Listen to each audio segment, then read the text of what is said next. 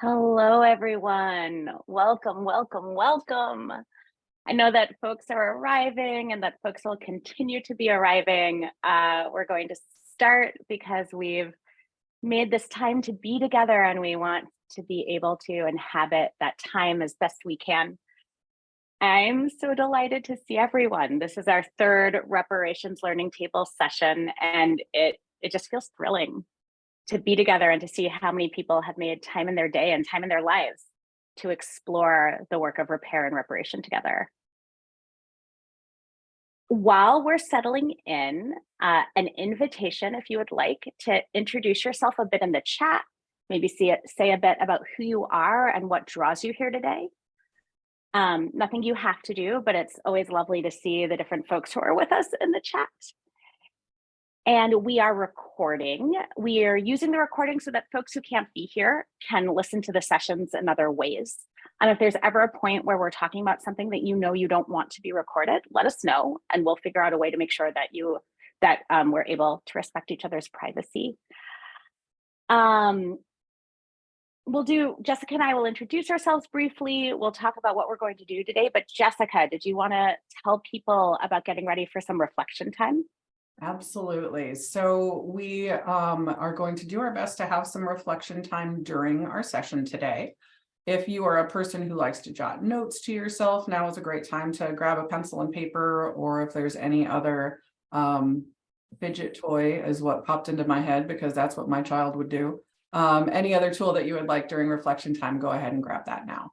Markers, crayons, just a place to sit by yourself.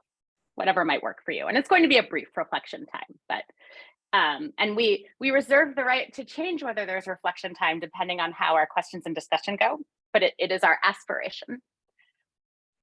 So to jump in together, I still oh my gosh, it's just, I'm watching folks come in on Zoom and I'm like, so many people have made time for this today and to be together. My name is Liz Loeb. I use she and her pronouns. I'm here on Dakota land in my home in Northeast Minneapolis, where I live with my spouse, Sarah, and our dog, Chloe, and our 8-month-old kiddo, Lyra, who is sleeping down the hall. I'm the Associate Director of Minnesota Interfaith Power and Light, MNIPL. MNIPL works with communities of faith, conscience, and spiritual practice at the intersection of climate justice and racial justice. And I could tell you a bunch more about me, but I actually want to make sure that we have time to talk with one another in deeper ways. So always glad to answer questions about who I am and what I'm doing here. And some of that will actually come through in how we talk to each other and lead this session today. Jessica.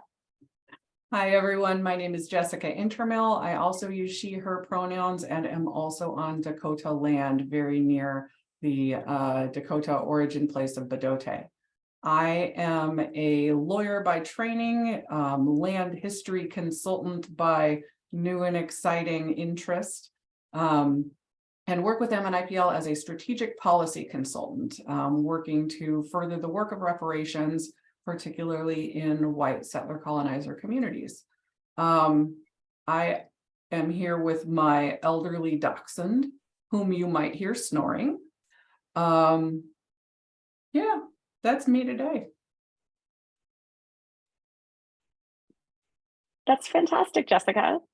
Do you want to guide us through what we'll be doing today by chance? I will do that while I'm also going to try to watch. Are you able to admit people if they come in? I theoretically, yes. Cool. We'll try to multitask. Will it'll show up in my participant list, right? I think so, up at the top. Okay, yes. Let's say yes. All right, we're going to go for that. So today we are going to briefly revisit a little bit of the content from last session, and then also reflect today on how faith and spirituality and faith traditions can connect to this work. We're going to specifically explore how communities of faith and conscience and spiritual practice, how they can have a meaningful role in this work as organizations. I'm going to pause and see, Liz, if you're able to admit Crystal, because if you can't see her, I'm going to keep multitasking. I can't see her, so you get to multitask. All right, here we go. Good times. So just as a quick recap, last week or last session, we introduced the idea of stacked time, how now is always, and how the past and the future are here today. We also connected the reparations movement to the movement for climate change, and specifically talked about how we cannot meaningfully address climate change without changing our orientation to land and resource ownership. And to make that shift, one of the really important ways to do that is engaging in the healing and repair of reparations. I just lost my notes. That's fun. Jessica, we're viewing I see something. Alan's screen. Alan, can I unshare Alan's screen? There's all I love Zoom, y'all. I know, right? Alan, are you able to hear us and come off of a screen share? Are we able to unshare him through the participant That's function? what I'm trying to do. Yeah. I'm going to share this and then Oh, funny. I can unshare now. Our apologies, y'all. Stop sharing. Okay. Does that get us back? Sweet. We did it. Amazing. All right. And we've got people in. Excellent. So as a follow-up to conversation, we're going to start with a little bit of leftovers because lunch. Follow-up, we've had a couple of email conversations offline around a question that came up last time when we introduced the eco map. And you'll recall the eco map, and I'm going to try to screen share an actual screen share here. The eco map is that 5-circle overlap of truth-telling, spiritual practice, relationship, political solidarity, and wealth return. And we'd had some questions about, okay, but that idea of spiritual practice as a label for the circle, how do folks feel about that? We talked about it a bit in I believe it was session 1, and then I've had some follow-up emails since then. And Liz and I wanted to come back to you and talk about what our thinking is in continuing to call it the spiritual practice circle, and explain both our conclusion and our reasoning. MNIPL is not a religious organization, but our role is to organize within faith communities.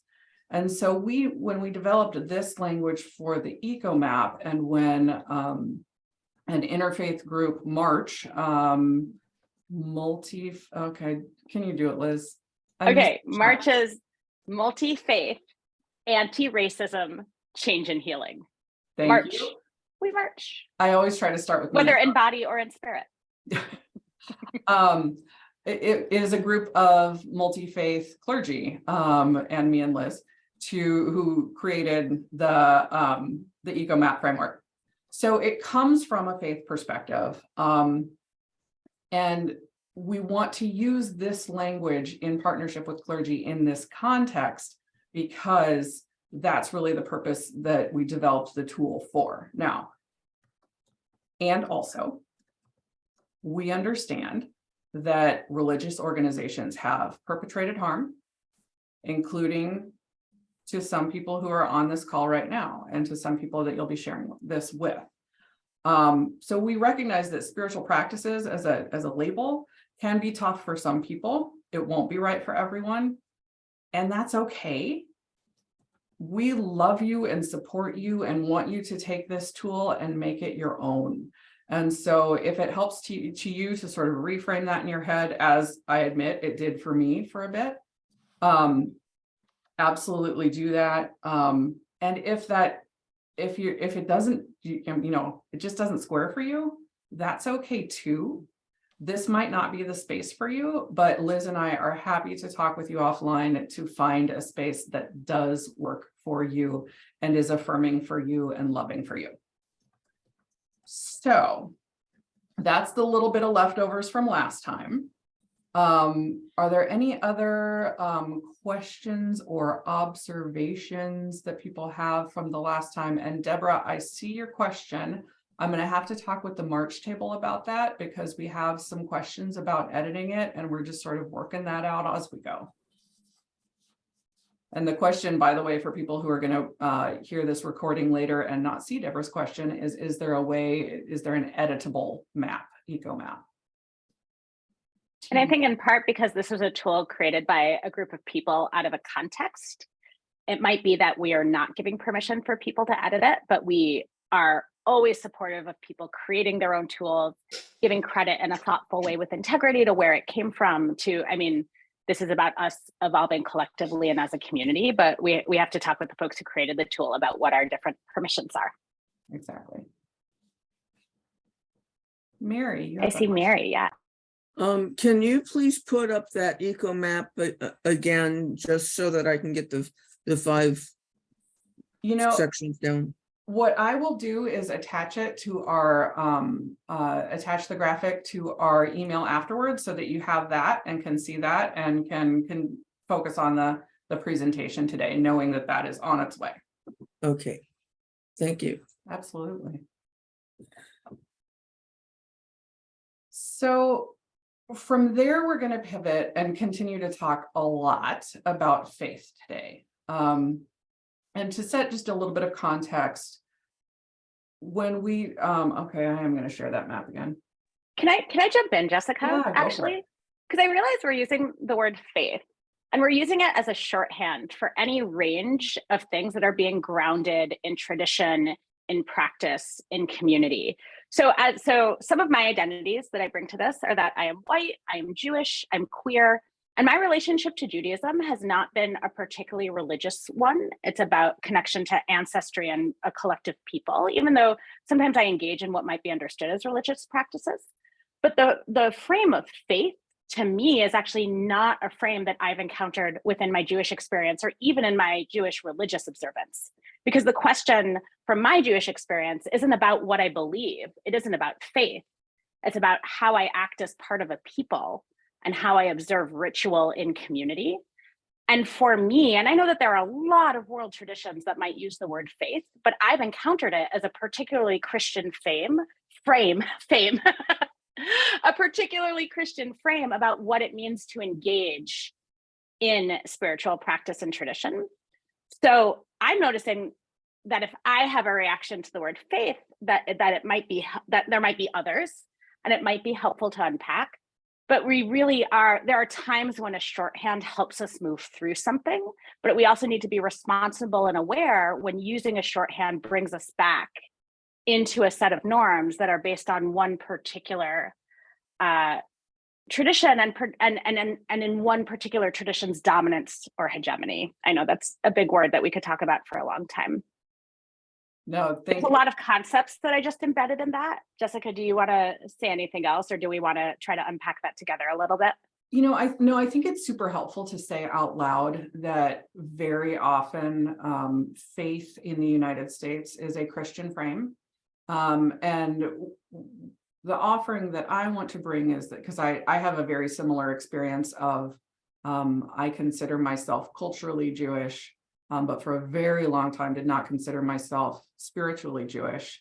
That's shifting a little bit now, but when I first encountered the eco map, when I looked at the spiritual practices piece, I joke that what I mostly believe in is the Force in like a Star Wars way. May it be with you. Right. And so like, that's how I reframed it in my head for quite a while. And just sort of the idea of how people relate to one another in a healthy way and what traditions inform that from my own life.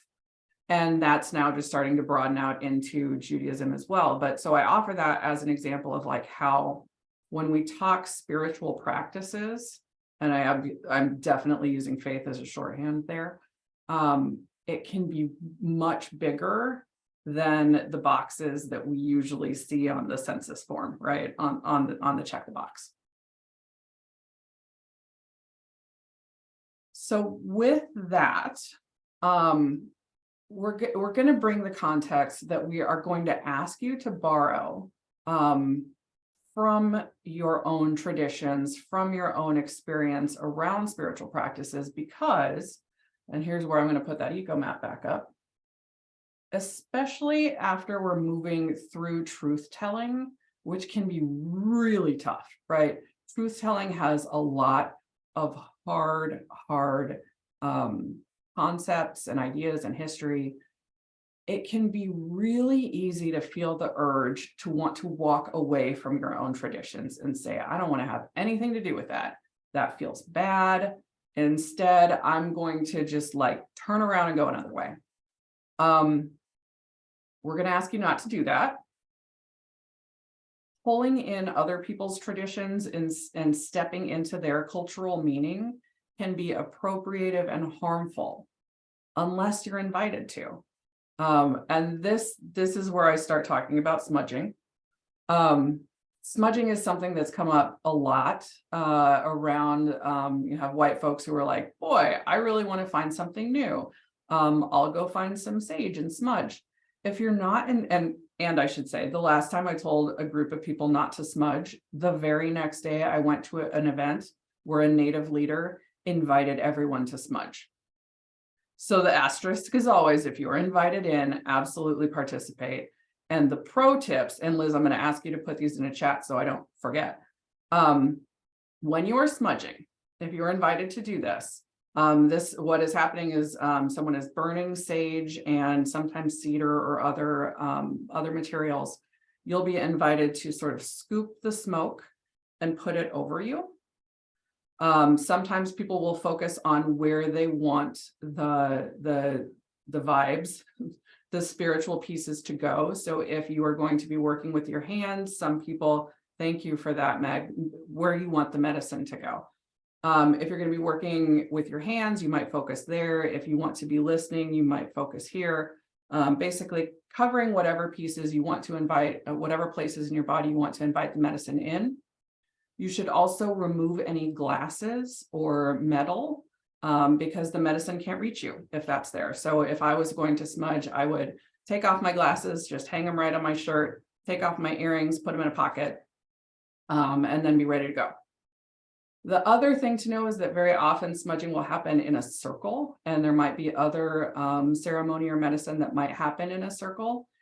If you find that, when you enter the circle and when you exit, you want to go clockwise. And so, ooh, good question. Judy has asked about whether people should take out hearing aids. I don't know. If there is anyone in the chat who can answer Judy, that would be wonderful. But when you enter and exit, you go clockwise so that you're not going backwards and undoing and stepping on the medicine. I offer these pro tips because you might be joining us on February 15th. And there might be circles there and there might be smudging. I'm not actually sure, but I know that it can be empowering to know how the etiquette goes. So I wanted to make sure we covered that. So when we come back to reparations work though, and we're asking you to ground in your own culture and tradition, Liz and I both want to share some offerings around what that might look like. So for example, I am today wearing my talus that I created myself. This is sometimes known as a prayer shawl in English. It has, this is really hard to do, and in the background, there we go. You can see the fringes on the end. And what I've done here is I have created this talus and reimagined it myself. There's often stripes at the bottom, but what I've done is added on ancestors' names and my own lineage. And so you can see that I'm bringing in some elements of the tradition, but also making it my own, because this is actually one of the times that I started looking at, well, how can I shift and bring in the traditions into my own experience that has not been always positive with Judaism. And so by bringing them into a very traditional garment, but bringing in my own ancestors, both Jewish and not, I was able to adapt that to a piece of very tangible clothing that can ground me when I'm doing certain work. Liz, what does this bring for you? You know, before I give an example, I actually want to not lose a question in the chat, which is from Karen. And thank you, Karen, so much for offering this. It's what about using native songs or spirituals from the Black experience in our worship services? And I think my response to that would be, unless there are Black and Native people who are helping to craft the worship service, and unless those folks have said it feels right and appropriate to use this music, I would refrain from using it. There might be situations where you have explicit permission.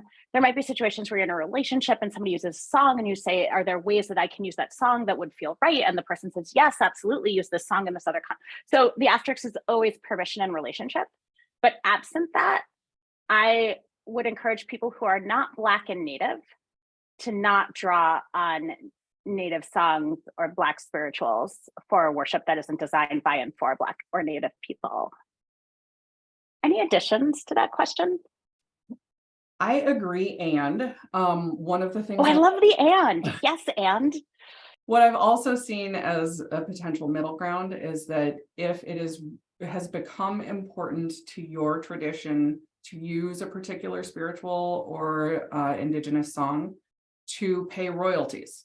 So find a place where you can compensate that artist or that community from which the art came. That's so helpful, Jessica. You know, I realized in offering my own personal example, I had this whole thing prepared to say about what it means to be people of diaspora and to know that you're on somebody else's land, and the healing in my own ancestral lines around my grandparents are Holocaust survivors. So what it means to have been in a place that wasn't yours, to have had to leave that place to be in another place that is not yours, to know that you are on the land of a different Indigenous people. And then I realized, like, Jessica has this beautiful concrete thing, which is her tallis, right? That she has beaded, and I'm just like, wow. And it's like, I actually need to go do some reflection about where are those tangible points in my life, because I feel so a part of Jewish ritual in so many ways, but I want to actually do some of the thinking and reflection that Jessica just offered. So I'll come back to you when I have more to say. Oh, awesome. So I think really the grounding that we want to offer you here is that when you understand your own cultural context and you can root and find nourishment and wisdom in that heritage, that is a very authentic strength that can carry you through some really tough learning, right? But the other thing that is like, oh my gosh, this is amazing as you start digging in, is that you will see that there are also reparations practices in just about every tradition. Because it turns out people have been hurting each other for a while. And so we have traditions around repair, around return, sometimes specifically about wealth return. And that can surround you in this and comfort you in this understanding that, like, reparations is not a thing that like just got cool or just showed up and now we're paying attention. This is a thing that's been there for a really long time, and we're rediscovering it and bubbling it up back to the surface so that we can be part of a tradition that's been here for a really long time. And we do have traditions. This is something that white supremacy takes from us, is it becomes so ubiquitous that, you know, we've got this melting pot and everybody's the same now. And maybe it's more like ranch dressing that covers a tossed salad, and there's a lot of whiteness that you see and you don't see there's a tomato there anymore. But when we can look specifically through that, we can see things like lament. Now, lament is a Christian concept. It's a prayer expressing sorrow, expressing pain, expressing confusion. It's been displaced by the prosperity gospel that teaches us that God just wants us to be happy and feel good. We don't talk about bad things. Why are we talking about bad things? That hurts, right? So we have like ideas like the power of positive thinking and fake it till you make it. And those are things that as our culture has shifted there and we've moved away from lament, we've really lost some of the pieces that are authentic to Christianity. So things like in the Gospel of Mark, the blind beggar says, Jesus, son of David, have pity on me, right? Because sometimes things don't go well. And sometimes we need to say, ouch, God, that hurts. Or ouch, universe, this sucks. And saying it out loud can be a very physical, embodied way to reconnect to the whole of the universe and to the whole of history. Christianity also has the story of Zacchaeus. Now, Zacchaeus is a story in Luke where you've got a guy who makes a real good living collecting unjust taxes. And Jesus comes to town and looks around and he's like, how are you doing? And everybody in town is like, that dude's a sinner. We don't like him. We don't like what he does to us. Yes, it's legal, but it's unjust. Also, Jessica's retelling of Bible stories are always fun. So Zacchaeus, he says, you know what? You're right, Jesus. I need to repent. I need to return wealth. And Zacchaeus offers two measures of repair. The first, the return of ill-gotten gains, says, Lord, here and now I give half of my possessions to the poor. So all of that inheritance that I had, the income that I received from collecting unjust taxes, I give half of it away. And he continues, if I have cheated anybody out of anything, I'll pay that back 4 times the amount. So where I have taken something unlawfully, I have to pay a penalty on that. Now, how we translate that today, everybody gets to make their own decision, right? Is it 4 times? Is it 8 times? Is it 2 times? But the idea is that it's been there the whole time. We just have to look for it. Liz, what other traditions should we pull from? Well, I think the purpose of this section is to show that in various traditions, there are the seeds and support for thinking about our own practice of reparations. So when I sit down with my household budget and we talk about how we're going to move our household resources towards a material return of wealth that was taken, I think about the Shemitah year in Jewish tradition, which is so every 7 days we observe Shabbat. It's a cornerstone of Jewish practice. It is also a time in which you cease economic relationships. You don't spend money, you don't employ workers, you don't exploit labor, you don't take from the land during Shabbat. And then once every 7 years for an entire year, we as Jews are commanded to release the land. It means as an agricultural people who once had a land that we were part of, it meant you do not harvest, you do not plow, you do not sow, you do not till, and that all any taking or making from the land is fully released so that the land can be in its own cycle without much more to say. Just pretend I had an ellipsis there that trailed off, right? Because I'm like, I could talk to you for half an hour about Shemitah. But here's the amazing thing. Then every 7 of 7, every 49 years is a Jubilee year, and all debts are canceled. All wealth is returned. There can be no economic system, which in this observance of the Jewish calendar, in which wealth is held for more than 49 years. Also, any indentures, any commitments of labor are released. And that's grounded in first the release of the land and then the release of economic of ownership. I'll use a different term. It's a way of undoing ownership in interdependent and communal relation. Now, how it actually played out in practice, I'm sure, was often a mess, right? Actual humans doing this is not clear or easy. But when I think about what money to return, the money I hold that was stolen that needs to be returned, I think about who told me that I own things? Where did I learn to own and keep things? And what does it mean to see all things as having a cycle in which they are returned? And so that's what I draw on from my tradition when I think about reparations. There's also, just to offer another world tradition that there might be practitioners in this room and there might not be, is, all right, it's a complicated thing to say I am a white person who has trained deeply in the tradition of yoga but I am a white person who is trained deeply in the tradition of yoga and I practice yoga, I teach meditation. I've spent 30 years of my life kind of immersed in this tradition, and I'm struggling with what it means to hold parts of that as somebody who as a queer Jewish person from the US, right? And I should struggle with that. But there's a concept. So yoga is a complex system of multiple traditions that we often weave together under this one word that refers to strains of all sorts of religious and spiritual practices that mostly come from the place we call India. And one of the bedrock texts is Patanjali's sutras.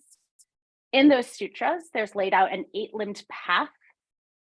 In that 8-limbed path, the first limb are the yamas and niyamas.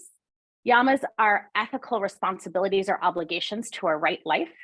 And the last yama, I'm so glad you're all still with me, is called a parigraha, and it means non-grasping. And it is the principle, and the reason it comes first, the yamas come first, is that you cannot work through meditation or towards connection with the universe or towards the oneness and presence of all things if you haven't first figured out an ethical set of practices for living in the world. And so a parigraha grounds those ethical practices, the yamas, your obligations, in that to hold or to grasp or to own is inherently not in right relationship with oneness, presence of the universe. And I'm like, that's a powerful statement. Like if we really did a parigraha, that would mean a transformation of the way we do life. And so I just offer that as a sprinkling, as a sparkling of ways that we can learn from various traditions about what might ground our posture in the here and now towards reparations. So Liz, we just talked through our reflection time. We did. And so it turns out an hour goes really quickly. And I wonder if we can do we want to go straight into discussion and invite people to reflect as part of I'm listening to you, but there's a baby. There's a baby, y'all. There's a baby. Her name is Lyra. I want to make sure that folks have time for a pretty robust discussion. So I think maybe let's hold the reflection questions for after. What do you think? What if we give people 2 minutes just to kind of process in their own being, and then we'll come back together? So yeah, let's just give you all 2 or 3 minutes to kind of, I feel like we just laid out so much and there's so many responses to have, and we all process in different ways. I'm somebody who wants to go straight to group discussion all the time, but I'm going to play music for 2 minutes. Jessica's going to put a couple of questions in the chat, and then we'll come back together and we'll really have most of the rest of our time to dive in together. Sounds good? I love it. And also want to encourage people that while they're in the reflection time, take some deep breaths. Yes. It's like, let's talk about spiritual practice only from our heads. Here we go.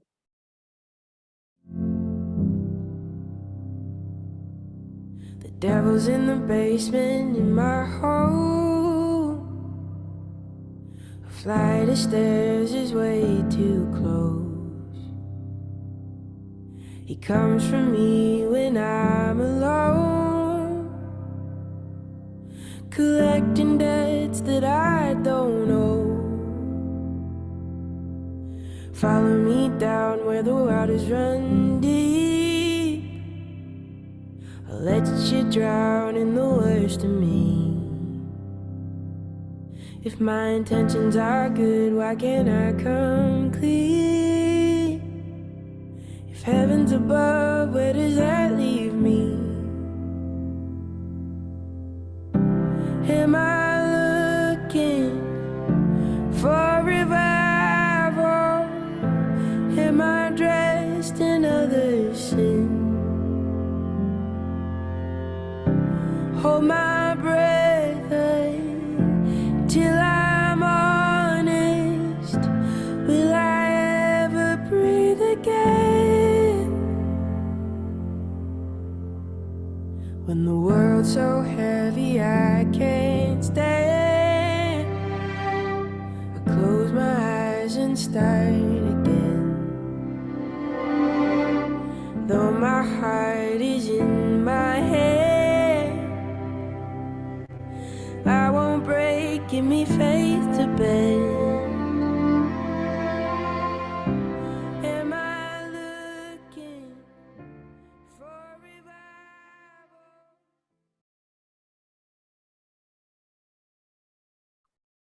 All right, let's start to come back together. Jessica, I'm so glad you offered the invitation to take a breath if that's something that serves us. I'm like, what are all of the words I could use? And it's funny because I was talking about yoga, right? And yoga literally means union of many things, not just breath and body. But I'm like, right, we have bodies, our bodies have wisdom. Our bodies hold lots of things and can, in some moments, help ground us to one another.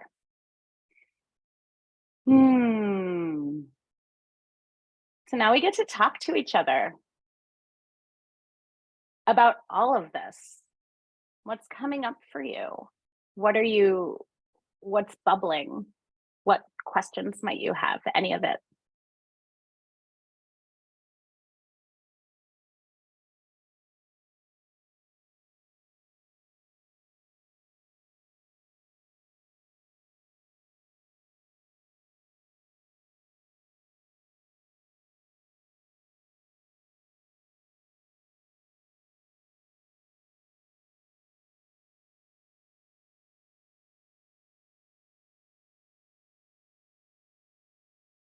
Would it help to have a more specific prompt?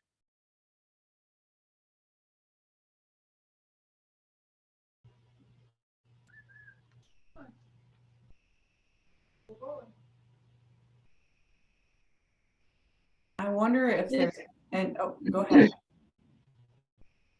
Sorry, I think what's present for me in this conversation is the struggle about words like faith, words like spiritual practice, that words tend to have concrete meanings depending on your context. And so we spend a lot of time to explain them. But when you were just sharing, each of you, from your own context, from your own, like where you are right now in your practice of this and your relationship to this idea of reparations and the practice of reparations, it gets a lot clearer. And so, like for me, what was present for me was how the Jewish practice of the year of Jubilee is deeply connected in my understanding of my Christianity, because one of the most important passages for me is Luke 4:16-21, where Jesus opens the scroll in the temple, reads from Isaiah, and then says, today this scripture passage is fulfilled in your hearing. So it's less about what people believe, but more about what people will do in response to hearing the truth. And all of that's connected to our process right now, today, in the present. Less about what we believe, like faith-wise, the way you might think about that, but more about how do you put your true, authentic self into practice today in community. So that's what you got all presents for me. Oh, Joan, I'm so glad we recorded that. I want to just take that and offer it to people. And I really want to lift up that authenticity piece, Joan, because I know that especially for white settler colonizers, as we go through this work, we can say, I don't want to be this anymore. And we are important humans also who can bring love and caring, and just need to find our way back to our own traditions. And I'm constantly, especially this week for some reason, very, very much struggling with taking up space, speaking my truth, standing in my truth, because I'm so present to all of the rest of it. But I know I can't do this from a place of weakness. I have to do it also that my liberation is tied to everyone else's liberation. I have to stand for my own freedom too. Mm-hmm. Thank you, Joan. Judy, you have a hand up too.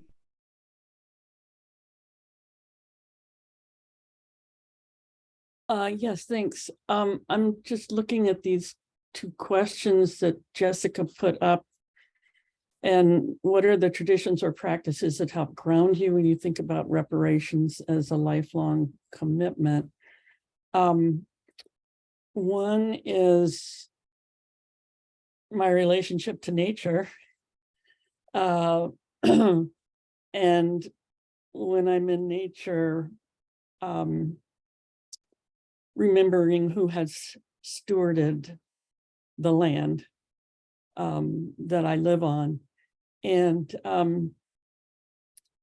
then I don't know if it's a tradition or practice exactly, but as someone who was born and grew up in the South, I have ancestors who fought on the side of the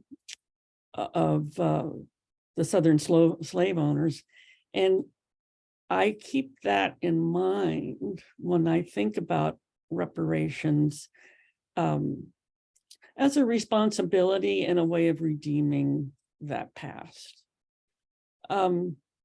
What insight does your tradition or community of practice hold that feels relevant to reparations? As a Unitarian Universalist, we have a principle: respect for the interdependent web of existence of which we are all a part. And that includes nature.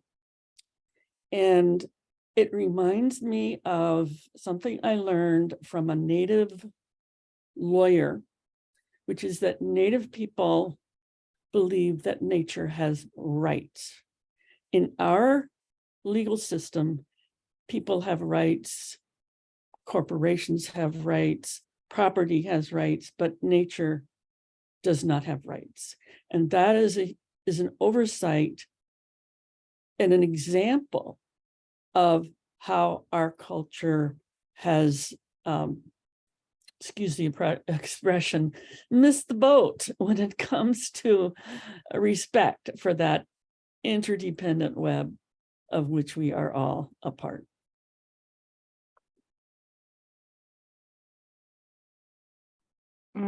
Thank you so much for that, Judy. It's really lovely. Any other comments or reflections that people might want to share?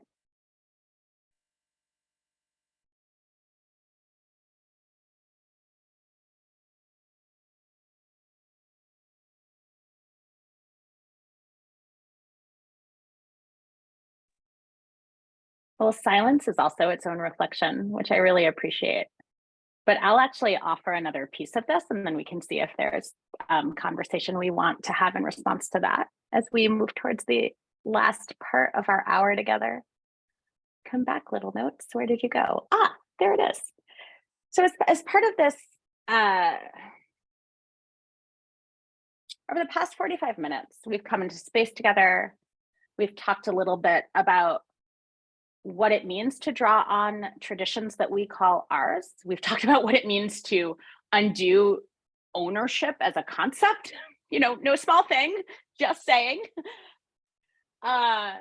We've heard from folks about how they're connecting to their sense of tradition and practice and what they draw from. Jessica and I have talked a lot.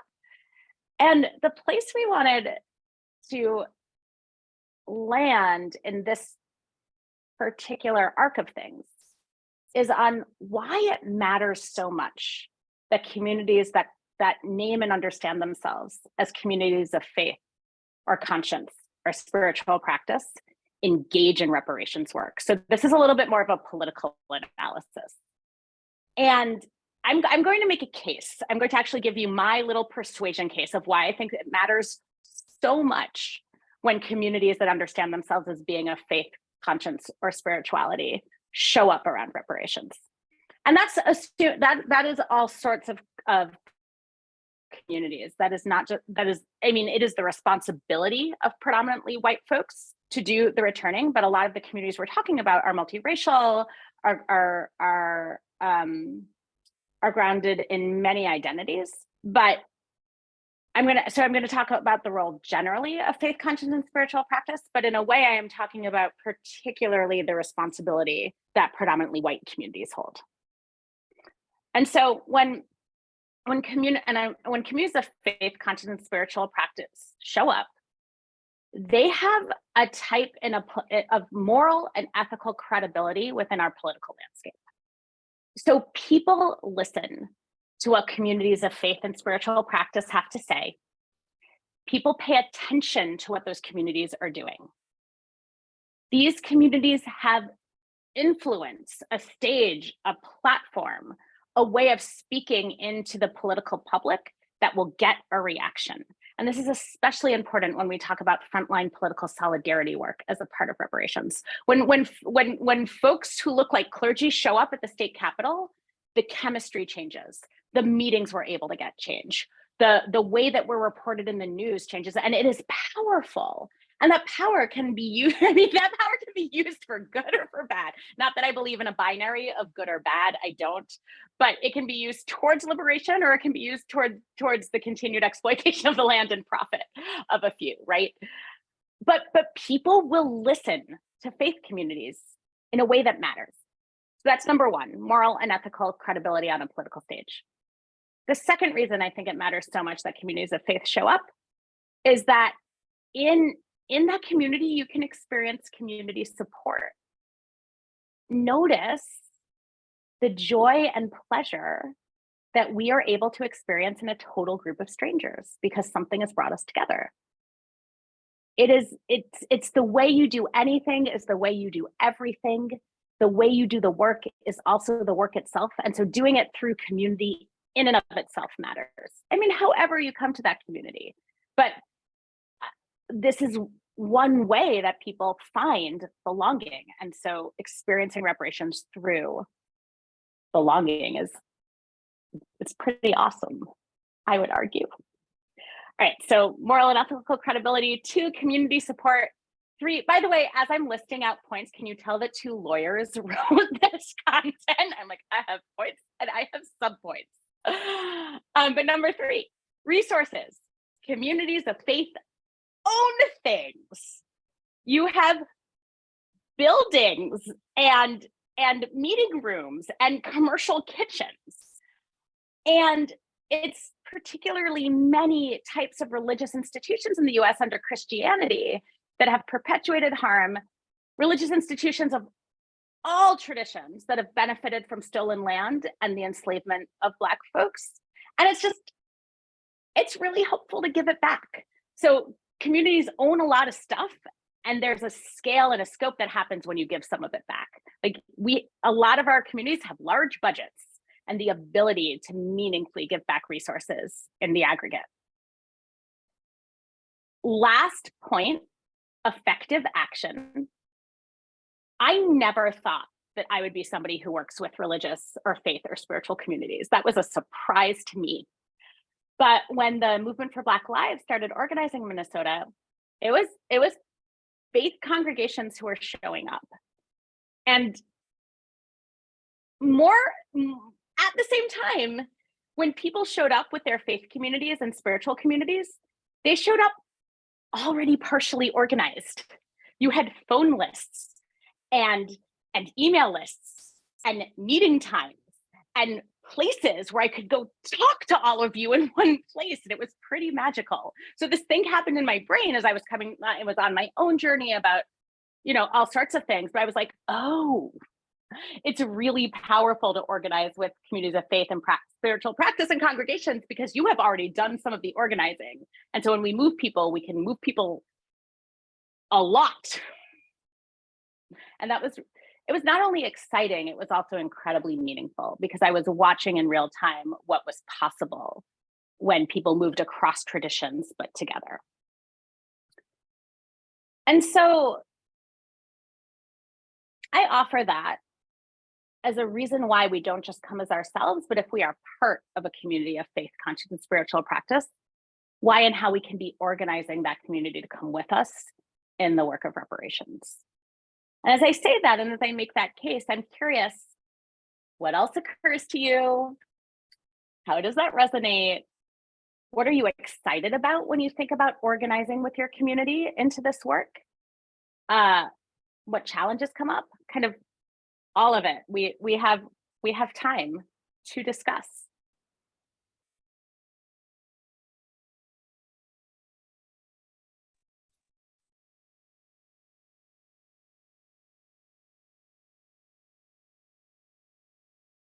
This is Deborah Collum. Hello, Deborah. Hi. I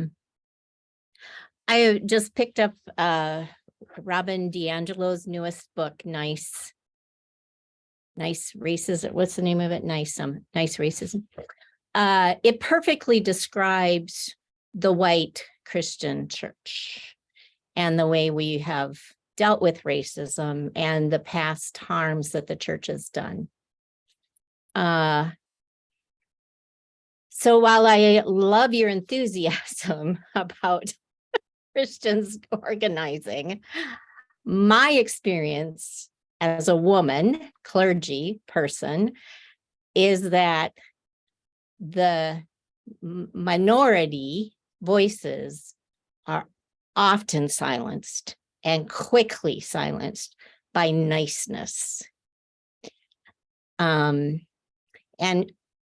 And until we can do real work of anti-racism in the leadership systems of our churches, and I'm only talking from my context, you all need to talk about your own context. We need to be very, very careful what we do, because we end up perpetuating racism and it looks like niceness. Even when we go to the Capitol, I think some of those days on the Hill can be really, really harmful to people, to BIPOC. So while I love your enthusiasm for what Christian churches can do, I think we need to put the brakes on and allow our BIPOC people to take some leadership. But then also, as white-bodied people, we need to be very vocal in our support of those voices. This is so rich and complicated, Deborah. I'm so grateful you brought it up. Carrie, I see your hand. I'm going to say a brief comment and then give it to you. There is a push-pull. There is a genuine tension. How do we move towards liberation when we are still in the circumstances of oppression? How do we navigate multiple forms of oppression and the internalized stuff that lives within our communities and institutions while also trying to push towards change, right? I have no answers, funny enough. But there is something about the particular tension I think we can meditate on together is if, particularly in this context, Black and Native folks have to do all the leading. They end up doing all of the work when it is white folks who have to fix the resources we stole. And so there's all the stuff around imperfection and harm, and it is a mess, but it is a posture of being meaningfully led by people who are most impacted by the experiences we're addressing, and not creating a situation where folks who have experienced the harm and violence are left to repair it. None of that is like, here's what we now do. It's just a conversation. And because of time, I'm going to go straight to Carrie, who's had their hand up.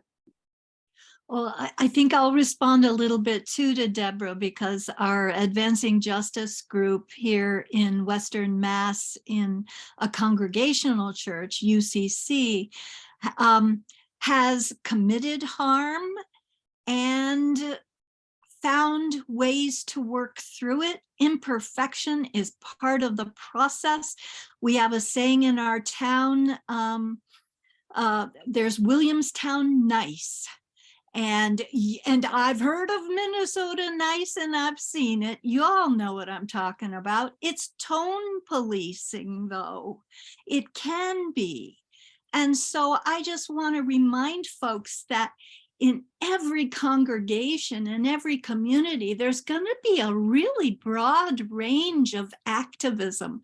We need the folks who will stand up and be in your face and push you to be stronger. And we need the ones who are calmer and more careful and cautious. But I think that it's okay to just try and know that, oh my gosh, you're gonna commit harm, you're gonna mess up, but it's worth it. And it's something we all have to work through, and it's white people's responsibility. Absolutely. That's all I wanted to say. Oh, thank you so much, Carrie. Anyone who is about to make a comment before I bring us into a pause and a close for now? Could I make a quick comment? Yes, Alan. I just want to affirm what was said about the power of faith communities to make social change. I mean, reparations is one part of a much larger picture of social change, social justice, Oh, racial yes. justice. All of these things need to be worked on. And I mean, I've seen the power of this through Isaiah, which is a statewide organization in Minnesota that does grassroots political work, and through their political arm, Faith in Minnesota actually does electoral politics. And I mean, I've seen the success that this group has, and it is not a white group. It is a multiracial group that's committed to a true multiracial democracy and an economy that works for everybody. And it has lots of leaders who are not white, who are setting the agenda and doing a lot of the really hard work of organizing religious communities of faith to do this work. So I want to affirm that this is possible. I love that. Tova, last comment. Hey, Liz, and thank you so much for letting me back in when my other meeting got canceled. So happy to be here with everyone. Love it. But I just want to say something that I've been observing, which is that I'm 27. I think I'm probably one of the younger people in this space. And I just want to show so much gratitude to all of you older folks and elders who are here today. I think there's a narrative that I've heard a lot of, especially in climate change spaces, that's like, oh, well, we did our damage and now we're going to leave it to the next generation to be powerful and pick things up. But it's not just on us, it's on everyone. So thank you for being here and being committed to intergenerational work. Oh, Tova, that's magnificent. Thank you. Oh, I'm going to bring us to a close because clock time is a construct, but it's the one we use to help us be together. We're going to send you an email with so much stuff. It's going to I love our recap emails, but we have two asks. The first is MNIPL is a multiracial organization led by Black and Native folks, and we need resources to keep doing this work. We are talking about reparations. That means I'm going to ask you for money. Please, please donate to MNIPL and consider becoming a sustaining member with a monthly donation of any amount that's meaningful to you. When you give money to MNIPL, we get to keep doing this. The second ask, and we really need you to do that. The second ask, on February 15th, hundreds of people are coming to the Minnesota State Capitol in partnership with MNIPL and Jewish Community Action and Honor the Earth for a faith and indigenous and climate justice legislative agenda. It is glorious. Be there if you can, and if you can't, there are lots of ways to support. Friends, oh my gosh, Carrie, thank you. That is Massachusetts, y'all, and she supports MNIPL. It's so huge. That is our time today. I will play some music. I invite you as you leave to put in the chat something you are grateful for and something you are taking or excited about or taking with you. It's so good to be together. I just can't thank you all enough. This is magical. I'm going to play some music.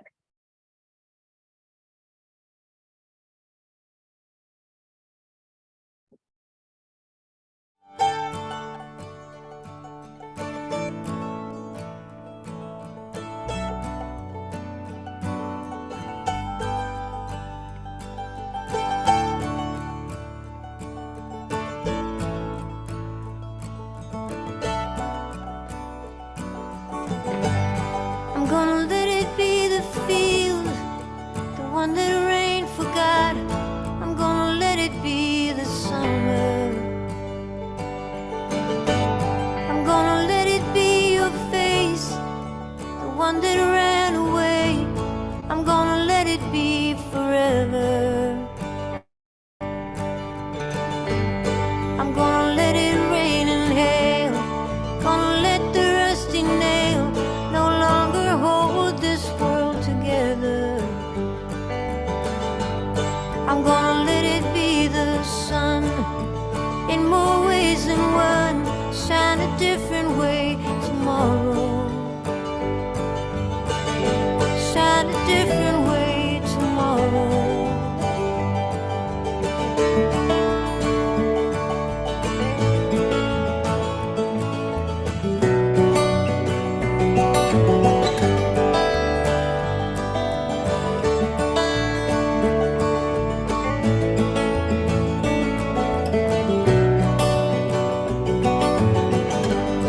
I'm gonna let it be the moon, let it play the tune, the one that keeps repeating. I'm gonna let it be your will, let it have your thrill, if that's what you are needing. I'm gonna let it start again, gonna let it chase the wind with my arms stretched out before me.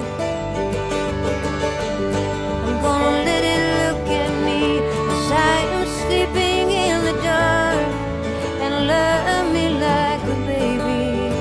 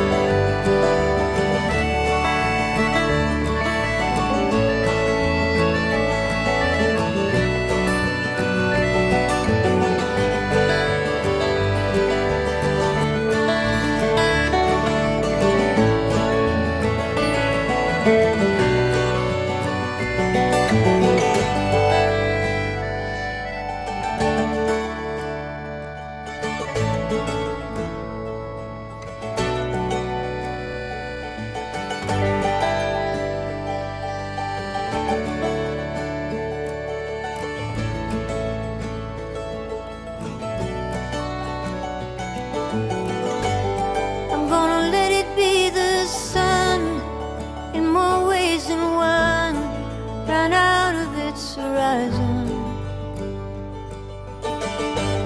I'm gonna let it be the night where I have had my day, dancing at the back door.